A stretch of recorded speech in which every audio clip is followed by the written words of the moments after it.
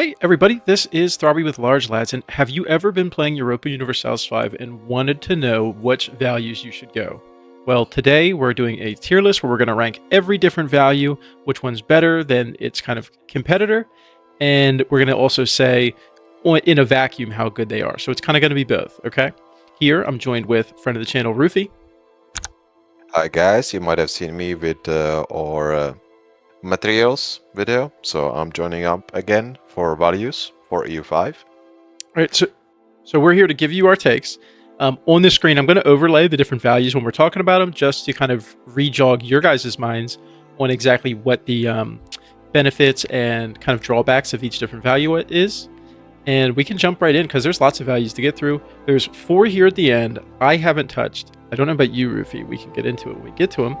But these are the Ottoman and then the Chinese ones. We can talk about them when we get there. Or I think they're the Chinese ones, but we can talk about it when we get there. But first... What did you call the last video again? It was goods or resources? I don't remember now. Goods, I think.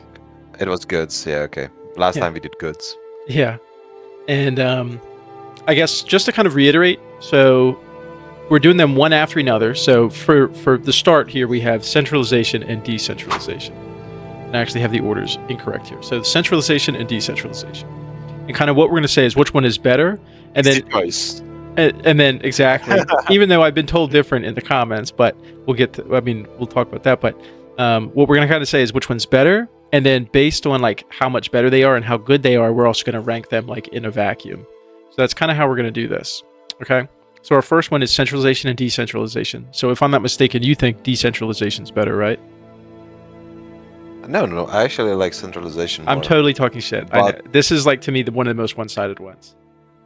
Well, you could make an argument for the loyalty of subjects if you plan to play quite aggressive and instead of taking land, taking subjects like vassals. You could make the argument for decentralization because the loyalty of subjects is better in decentralization. But the thing is, in centralization, you have proximity cost, control, and crown power. Which are crown power and proximity are probably, like you're probably about to say, are probably most important things, kind of like with your actual nation. So for me, decentralization, and all you really get from decentralization is the loyalty equilibrium, which is fun. I mean, it's nice to have, but it's not that impactful, I don't think. But again, then you can make a counter argument that in centralization, the stronger your crown power is, the more you can like utilize that power for building buildings, army, and so on. So essentially, what you would get from loyalty, you can build with centralization. So essentially, this decentralization is absolute dog shit. Like I would put it even a D tier. I think this is like an SD tier situation. I think it's S tier, and I think it's D tier. Yeah, they are complete opposites. This is the most like, one-sided one. Which is going forward. Yeah. And I've heard people say in one comment I had somebody tell me that, well, actually decentralization is better at the start. I really don't even think I would actually completely disagree with that as well, but I just think that decentralization really doesn't have much of a use outside of like, I actually don't even know if there is a niche use case. I think this is one of those ones where literally you should just never ever go decentralization. You should always go centralization. Even if you have vassals, you just pay for you can just pay to get your vassals like you more. Like it's not even worth doing because you're losing. I mean, 50% crown power modifiers like is huge. And then like not to mention the proximity cost and all that other stuff. I mean, let's jump into the next because we I think this one's brutal. And I'm going to be honest too. I think this next one's pretty one-sided. We have traditionalist and innovative. And this one's maybe... Huh? I was just about to say that most countries literally start as traditionalists, and then your goal and idea is to switch to innovative. Yeah, the best you can. Yeah, I think traditionalist is actually like, it's kind of like decentralization where it's like an early game debuff. And innovative, whereas, and we've talked about it before, max literacy, that's an innovative plus 10%. Literacy is like one of the most OP stats in the game. And to miss out on it, to get, estate satisfaction equilibrium and some stability cost investment. Plus, you also have to figure Traditionalist is giving you plus 200% embrace institution cost, which is insanity. So this is one where I think traditionalist is literally made as a debuff, whereas innovative is like The main thing the is goal. the stability. Like the stability for traditionalists is the main thing, but as I said, you start as a traditionalist and then you just want to switch to innovative. Like there's no way around it. Otherwise, you will not survive the eras, because the money costs for institutions are going to be just so huge. Is this another S&D tier? I think so, because you want to embrace the institutions as soon as you can to get the not just literacy but the research bonus, because each time you embrace an institution, you will get a research bonus. So there's absolutely no reason not to go that way. Yeah, these first two are kind of the literally the starting option for both is that you're going to be decentralized and traditionalist, and it's like an early game debuff that you have to work out of. So they kind of have to be D tier because they're literally, I think, meant to be debuffs. So they're balanced to be debuffs. But our next one is spiritualist and humanist, and I think that these ones are a little closer as far as like what's actually good, and both actually have their own kind of like unique use cases. What is your kind of first thought? My first thought, especially if you look at the bonuses, is that of course you will start as a spiritualist in the most, if not all, of the countries. I cannot think of any country which is a humanist to begin with. Maybe some of the republics, but if you are a Catholic or any kind of religious state, you will essentially use spiritualism more than humanism. And in case you are a power, which will go, for example, England, if you go to a new ward, it's very good to consider going the humanist route, because you will get the pop assimilation and the tolerance. So it's going to be way easier dealing with Indians and so on. Yeah, I think and that with the assimilation speed, and then you're saying the tolerance, and that the tolerance is also good if you're going to convert. So if you're going to go Protestant, the tolerance is also good because for a while there, you're not going to be like, you're not going to be 100% Protestant for a long time. But where spiritualist also has its bonuses is the conversion speed's really high, so you kind of get that that boost in the how fast it is to convert. So the debuff for being low in tolerance is kind of like drop down some because of the conversion speed. Technically, you could also do crusades, so spiritualists, like for those who could be a little more aggressive. You also get more clerics in, like more priests and stuff like that. Clerics, I believe is what they're called, but in towns. So and they have the highest literacy, so essentially that's a good thing. It is. And then I guess one more bonus for humanist is that you actually get less antagonism for attacking your same religion, which is obviously if you're like a conqueror, again, humanist can actually be pretty good. You don't care. Humanist could be good in Central Europe, for example, Christian against Christian, Protestant against Protestant. But if you're a spiritualist, let's say in Hungary, and you decide to go against the Ottomans, I would just stay with spiritualist maybe for the whole game. Yeah, and I think that this, the battle between these two is a lot closer, obviously, because the fact that we can say good things about both, and that there's actually play styles for both, is way different than the first two that we did. Or first four that we did, I suppose we should say. I think they're closer to the middle. I think they're closer to the middle. Do you think one is definitively better than the other, or do you think it really is just a how you want to play thing? I think essentially, as I said, most people start with spiritualist, and then it's quite up to you if you decide to go with humanist. And there might be some perks for humanists, actually more. I would say it's slightly better, especially because of you choose next to the values, like how your government is formed and what kind of bonuses your estates have. And I think humanists actually have better, possibly, than spiritualists. Yeah, I think especially later on. I would agree. I think humanist is a little bit better. I think spiritualist definitely has its play style, and the fact that you start with it kind of makes it easier to max out if you wanted to go that route. So that is kind of a good thing, but I would say that humanist is better as well. I would probably put them they're both fine though. So like against each other, yeah, I would say I they're think both. humanist is better. I think they're both good choices, like compared to each other. But in the grand scheme of But all I of think, the values, I think they're a little underpowered. well, the thing about humanism, one more thing I wish to say before we decide to rank them. Humanism goes hand in hand with innovation. So if you decide to go the innovation route, you will see like humanist bonuses popping up in your like the choices you make. It will sort of it will force you to go in the more humanist route when you do innovation. You can still stay spiritual, of course, but there are some government reforms which will give you both innovation and humanist monthly ticks. So just so you know. Yeah.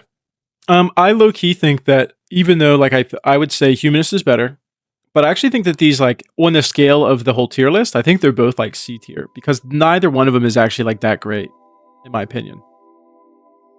Oh, in terms of like all of the other In things, terms yeah, of all I value, agree. like I think it would be like boom and boom. I would put humanist. Yeah, exactly. Humanist in front of spiritualist. Yeah, I agree. I think let's they're. move on. I think it's a good. I think it's a. I think it's closer though compared to the first four that we did. So it was nice to actually have a competition. And then the next one we have is aristocracy versus plutocracy. This is kind of one of those ones where I actually thought I used to think it was a little bit closer of like a decision to make, and I kind of thought like, okay, well, if I'm gonna go trade, I'll go plutocracy, and then if I'm gonna like go military, then I'll go aristocracy because 5% discipline is nice. But when you look at all of the bonuses and everything that you get, I'm actually like heavily leaning towards plutocracy. I was about to say the same thing. And yeah, so you get the trade efficiency, which is awesome. The you get more of the burgers in the towns. You get less cost of your court.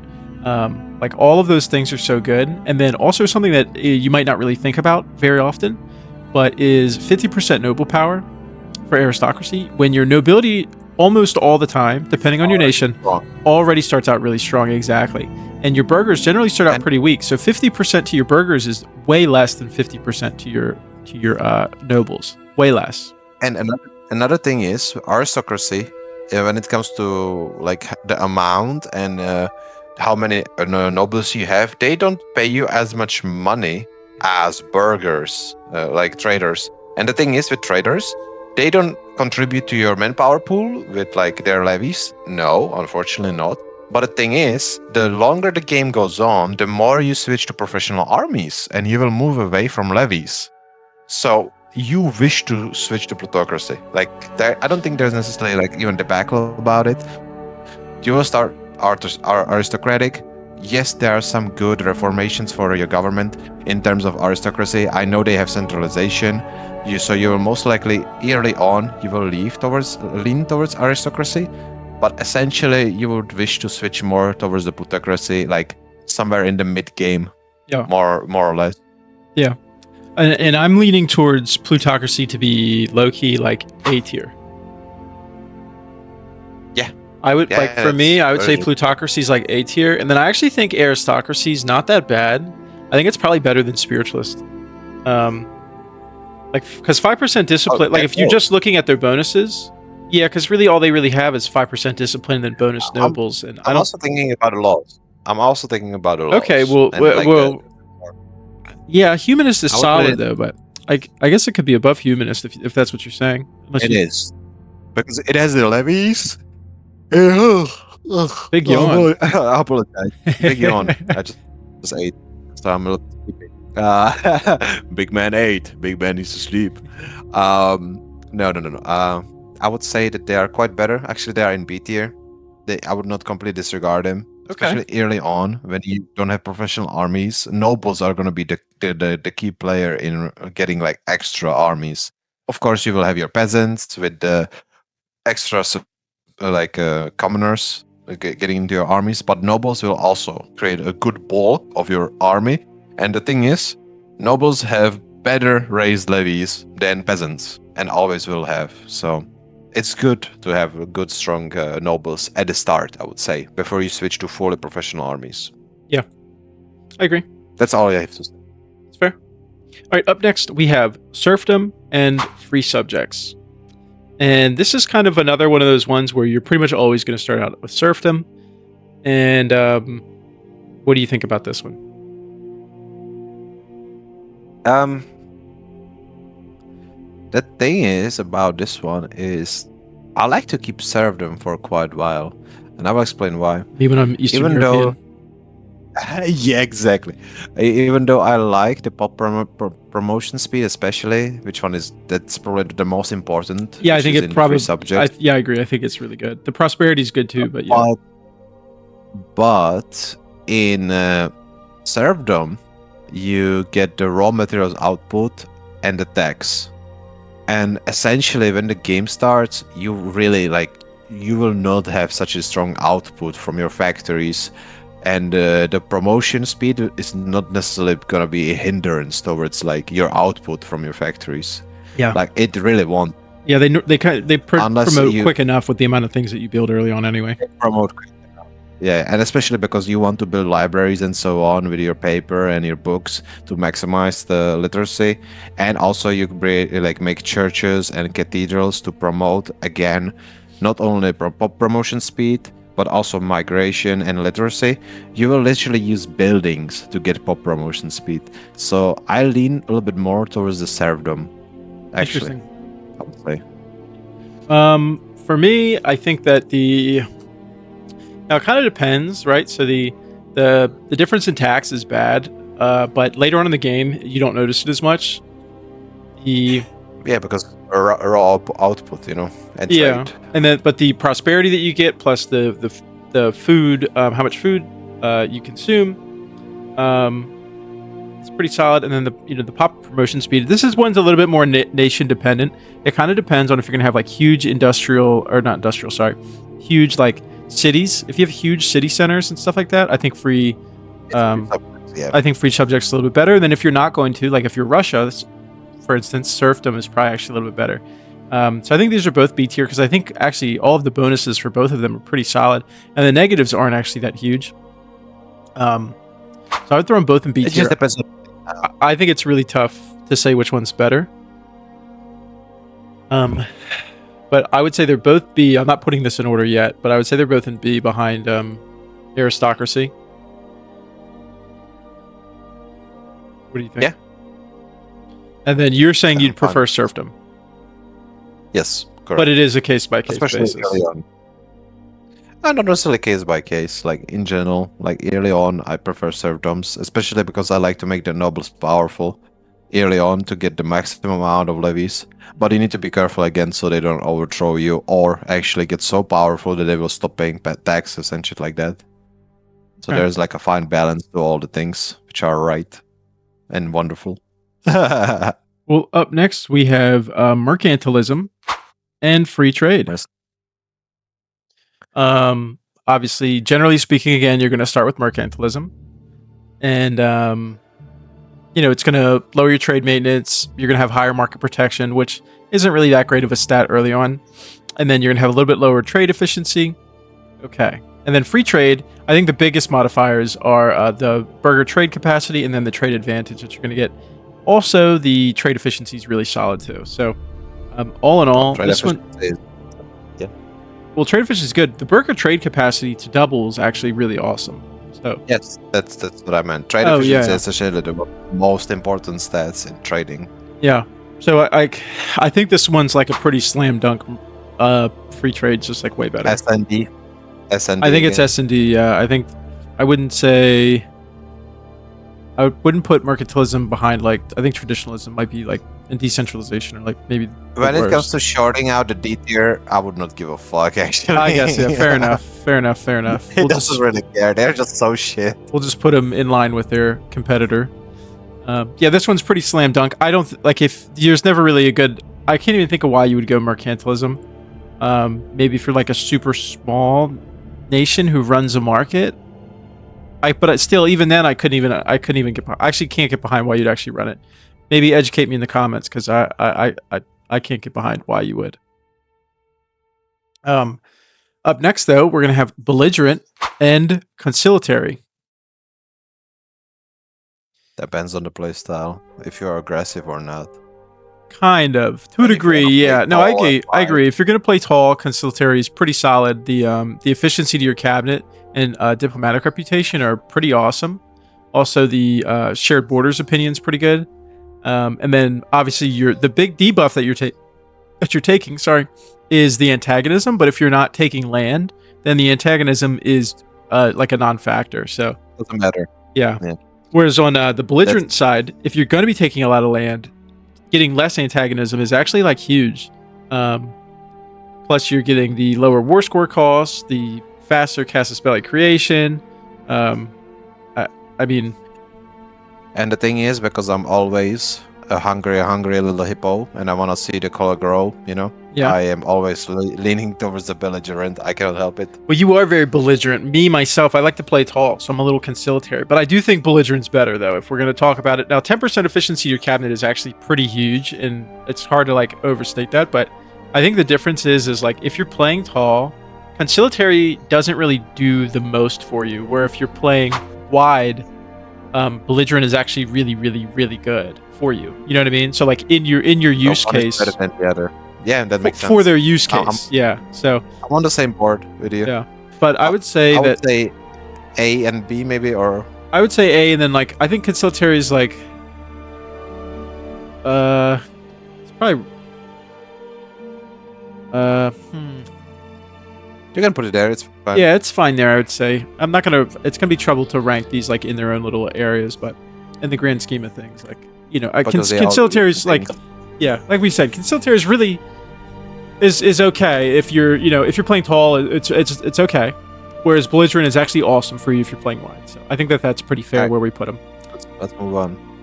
Up next we have quality and quantity, and it's a little bit closer. And here I'm actually pissed off. No, about what?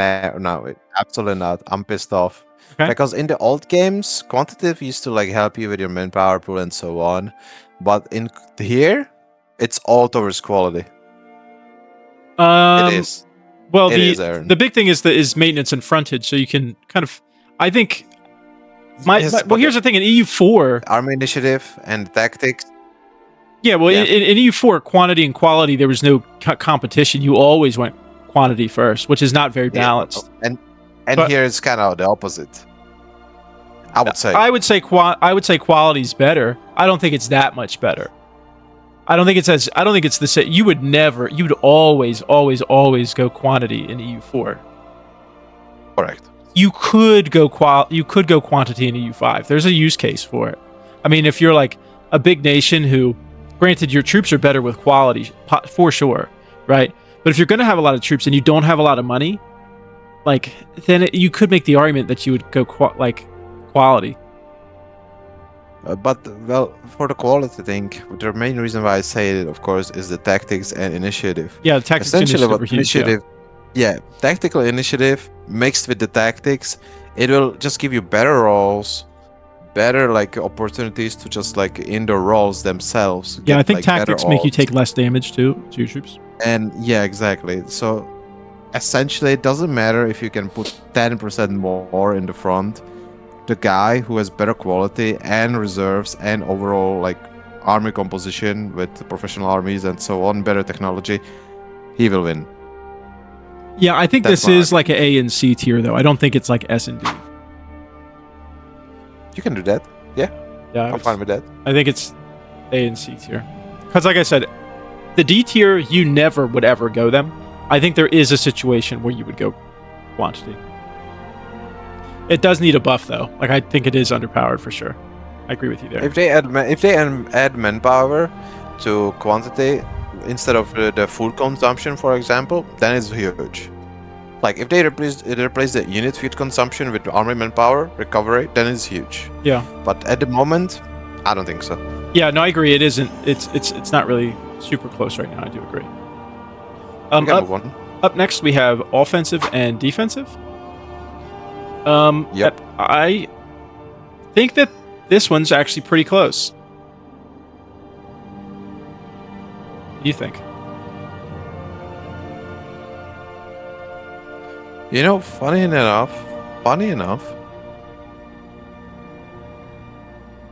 I should find it hard to decide. Well, because yeah, both of them are pretty good. Offensive, I don't really care about the siege and assault. I care about the army movement speed. In the defensive, I really care about the combat speed. and the fact that it also has forts like bonuses, and quite a few of them. Defense, fort limit, defense again, so it has 2 defense modifiers, and maintenance as well. So essentially, stat-wise, defensive could be actually better. Yeah. But offensive is essentially if you're more aggressive and against AI. But if you're playing against players, I would actually go for defensive. Yeah, well, so as the Netherlands and as Sweden, I went defensive as both. The cheaper forts and the fort defense itself, especially as like nations like Sweden who don't have a lot of money, and it's kind of hell to siege their forts. Like, being defensive is actually really good. And then on the flip side, playing as Castile, as England, as France, I went offensive because offensive is kind of just like, it's better if you're going to bully. So like if I can bully you, I'm like, offensive is way better. Okay. It's way better for like beating people who you just beat people quicker who you'd pretty much already beat. Correct. Which is nice. But the defensive, in terms of raw stats, defensive has an edge, I would say. I think it does too, and I think it provides more to the nations that would take it. Yeah, exactly. I would say defensive is slightly better than offensive. I would say they're like top of B tier though. Yeah, right. It just depends which one you decide to go. In AI, like co-op or solo gameplay, I would always go offensive, I think. More, unless I'm like Holland or like some very small nation where I need to like defend my borders against like big players. But in PvP and like games where I play against players, I would probably never go offensive.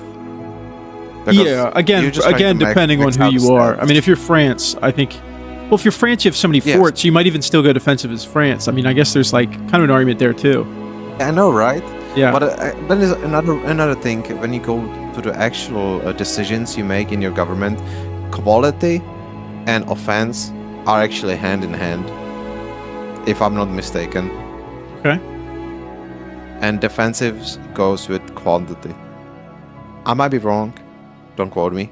But I think that's the way some of the decisions can go. Could be, yeah. I would go for it right now like this. Like, just in terms of like the value itself, this is probably a good ranking in my eyes. Yeah. All right, now up next we have land and naval. And it's pretty different than in EU4 where like land didn't really exist, but like naval ideas were like all generally military. And then the land was kind of like if you would go the different like those routes. And if somebody picks the naval, everybody has to pick the naval. Exactly, yeah. Or they get banned in the lobby. Like nobody can go naval. Yeah. Because it's useless to fight someone in naval battles if they have the naval ideas, because you will always lose. The only exception could be like Britain because of their ideas. In EU4, we are talking about EU5 now, though. Let's get back to the. Yeah, and I think that for this one, depending on your nation, both are pretty viable. Generally speaking, if you're going to be in mainland Europe, though, I feel like land is kind of a little bit better. But naval's very good if you're a trade nation. As Sweden, naval's pretty good because I kind of in my playthrough right now, I kind of control like the whole Baltic. So getting the control through the sea nodes is really nice, and the maritime presence, all that stuff's actually really nice because I have tons of sea nodes. So. It's a case-by-case basis. In Italy, naval's probably pretty good as well.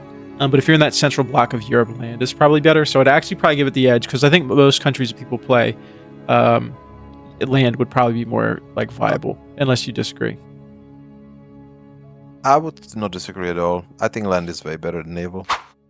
I don't think it's way better. I think some nations navals. I think it's nation dependent, but I would say the majority of nations would prefer land. Correct. All right, and I'd put them right here in B tier. I think they both have pretty good bonuses. What do you think? In B tier, I don't know. I'm more. I would. Good. Back to the program, everybody. Yeah. I would believe that land has more uses, so I would essentially make it higher in the list than naval. But if you feel like they deserve to be side by side, No, I think naval's actually like really good if you're like in Italy, like like England, Italy, the Poland. Netherlands, England, even Castile, it can be good. I think it's really good for. I think it's actually really good for a lot of nations. It just depends on the geography. That's all it is. You think? Yeah. I mean, raw stats, land gives you the maximum RGOs, which can be very big. Yeah, it's nice, but your RGOs your RGOs can get so huge regardless. That's true because of population. Yeah, I'm cool with this. Essentially, just have it like side by side because land is more common than naval, but both have the same use basically. Yeah. For trading and so on. All right, let's move on. Up next, we have capital economy and traditional economy. And Oof. I think this is one where most countries, pretty much every country that I know of, will start out traditional for the most part. Maybe not all of them. There's probably like banking nations or whatever might start capital, but and I actually think those depending on nations. Those are not really nations, let's be honest. And I think with this one is actually one of the few that it really depends on your date that you are, because I think traditional is actually kind of better early on. The food production, the raw material output, and then having the building costs, the buildings be more costly is not really a big deal if you're not building a lot of buildings. And then the capital economy, you're going to get production efficiency, which is really nice. And then the cheaper building costs, which is also really nice. But if you don't have tons of buildings, you don't really see the effect of that you do from traditional economy early on.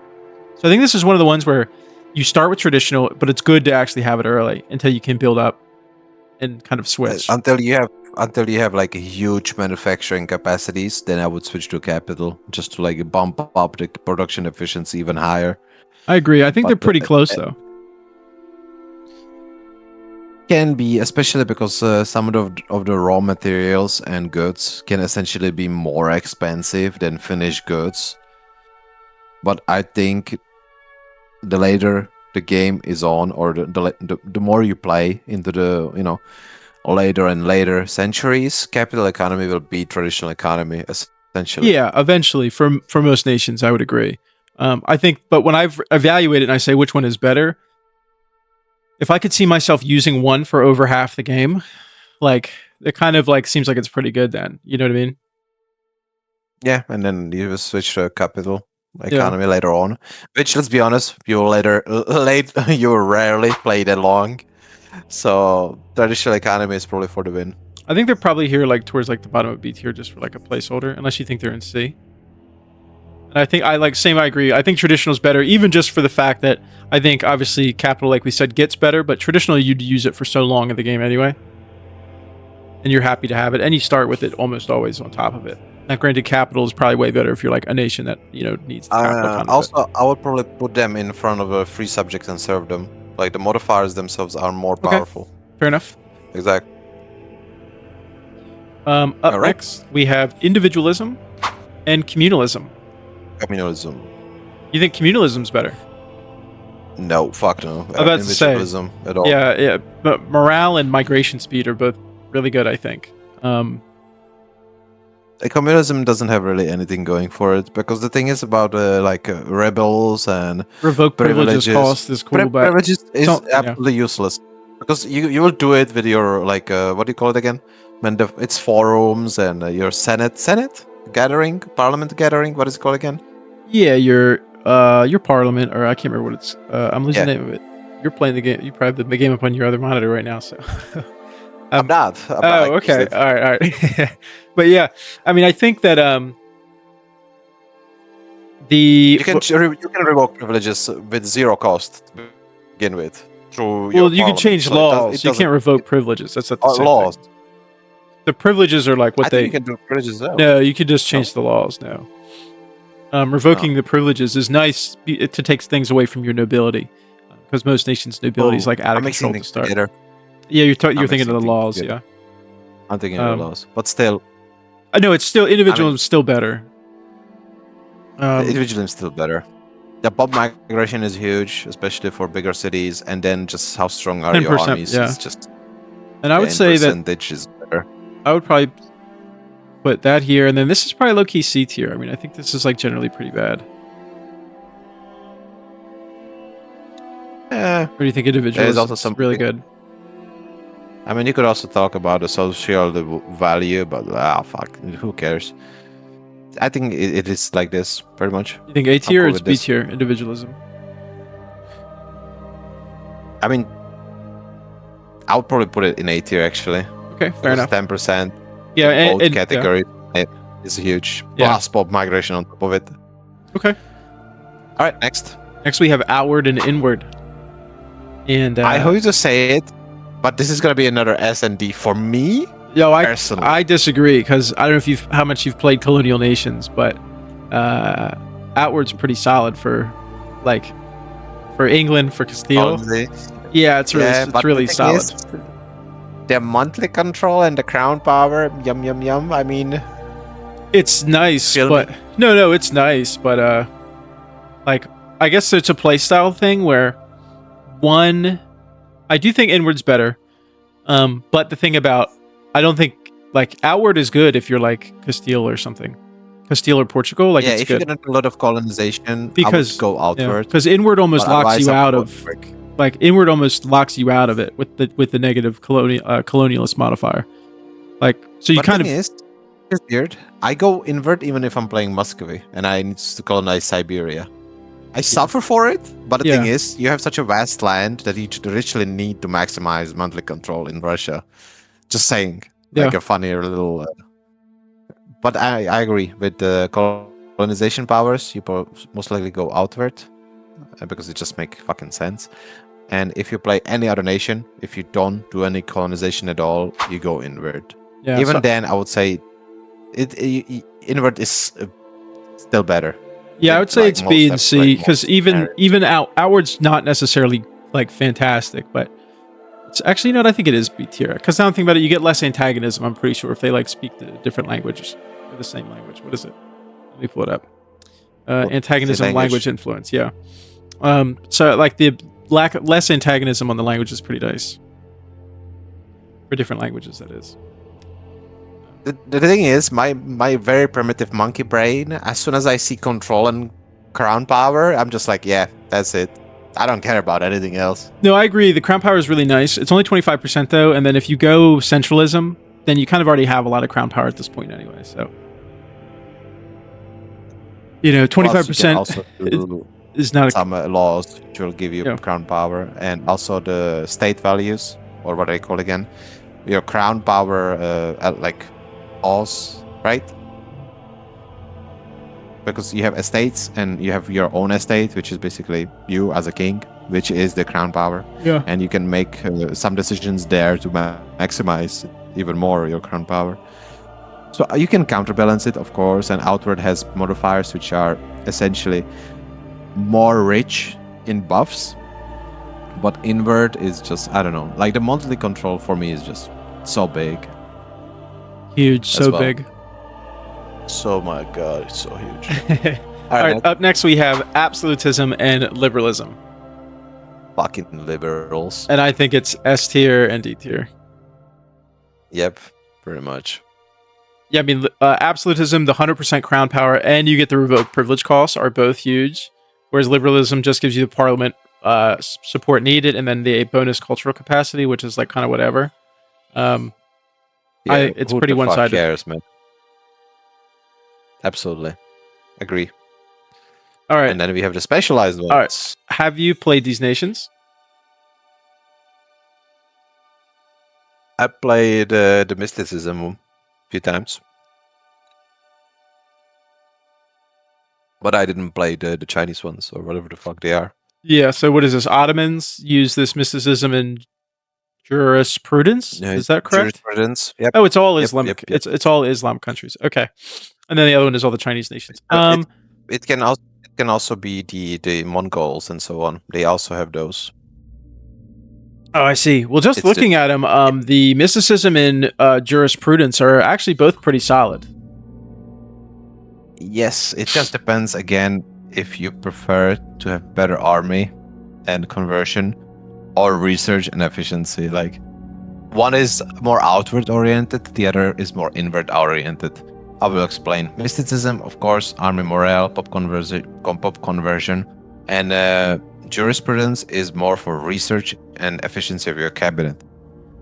I would make an argument that jurisprudence is better just for the sake of research, and when you have better efficiency of your cabinet, you integrate all of the new land that you acquire better, and mysticism will make a small difference. It's just min-maxing the power of your army.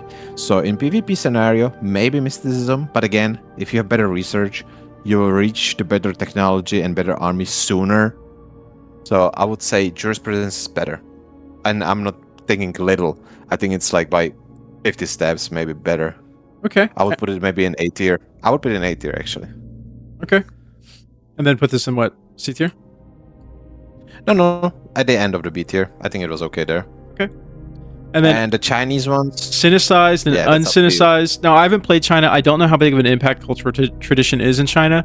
Just looking at the modifiers, though, I would say synicized seems like it's a lot better. Unless there's like some kind of Chinese modifier for cultural tradition that I'm unaware of. The Heavenly Kingdom.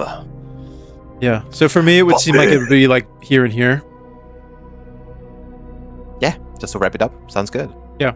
All right, guys. Well, if you enjoyed the video, please like, comment, subscribe. Let us know what we got wrong. If you watched this far, drop a comment. If you didn't, subscribe. Leave. Never come back. Exactly. We'll probably get tons of hate comments. Anytime we do anything strategy game related, people really like to cut into us. But they can suck ass. Exactly. Also, with the channel, we've been doing lots of like RPG stuff, specifically Skyrim stuff and news. I am going to be doing more EU5 stuff. It's just been the patch has been a little bit stagnant, so I'm going to wait till there's another patch before I start like pumping out more EU5 videos. If you've been wondering where they were. And with all that being said, have a great day. Get out of here.